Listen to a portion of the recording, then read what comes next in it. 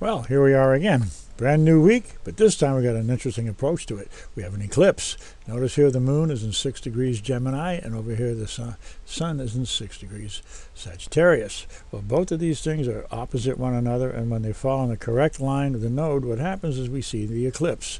Here we see the node right here. The other one's going to be down here. That eclipse gives us a warning in a way. It says, look at this area. But what is this area is an eclipse? Well, here it's right on the ascendant for the Los Angeles position. So if we take a look at Los Angeles just for the moment, we can find that we'll see in our solar map department that eclipse is falling on that Los Angeles area. So this might call for a little bit of seismic activity out here because of the fact that this opposition is also pulling in a Perigee Moon. So it's starting to come forward. Also, as we follow this line, if we took this in a global position, that line would go on down into South American position. So we might see some activity down there. If we keep moving it into the area of, say, New Zealand and Australia, you might see some heavy-duty work going on down there as well.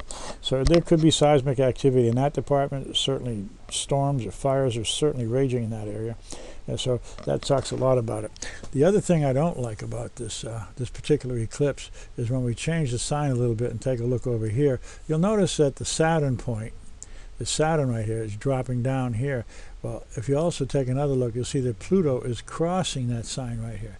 This calls for some kind of very severe weather, very severe cold weather. So we might see something in that department coming out of South Canada. So they may even hit the news, it'll be so bad.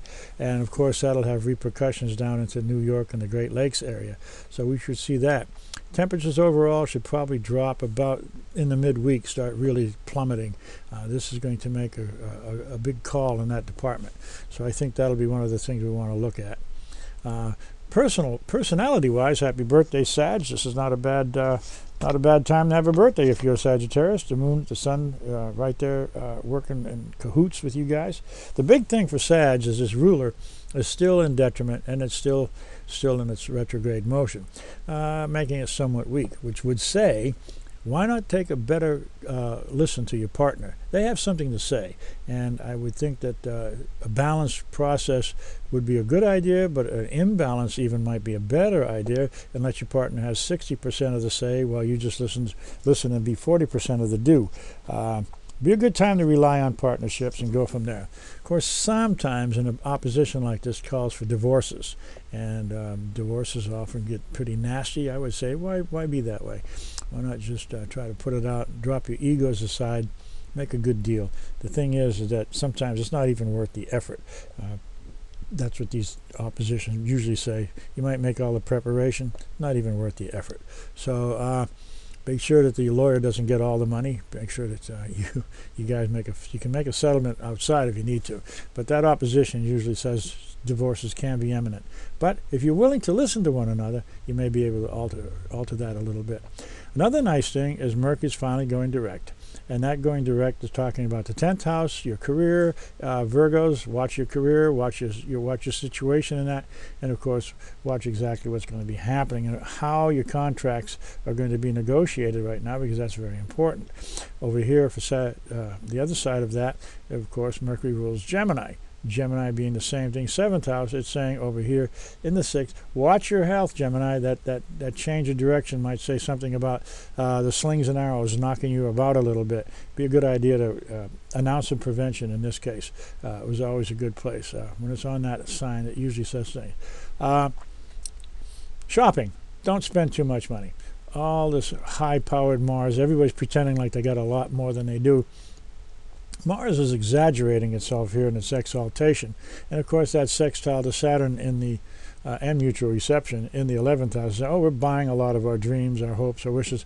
A lot of people are going to be overspending this year. I would say be careful.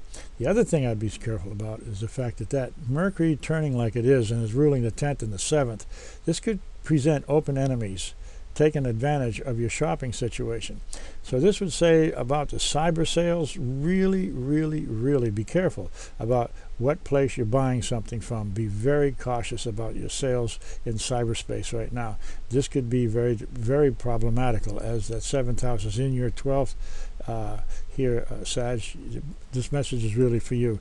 Don't go after cyber sales if you don't know where you're buying from. Always due diligence. This will pay off big, as this could be a big thing. I read that it's the cyber criminals are up some 13% from last year. That's about 33 to 46%. So that's a high increase. And if they're starting to go in there and take on your bank account, this does not make for a good time. So be careful of the crooks.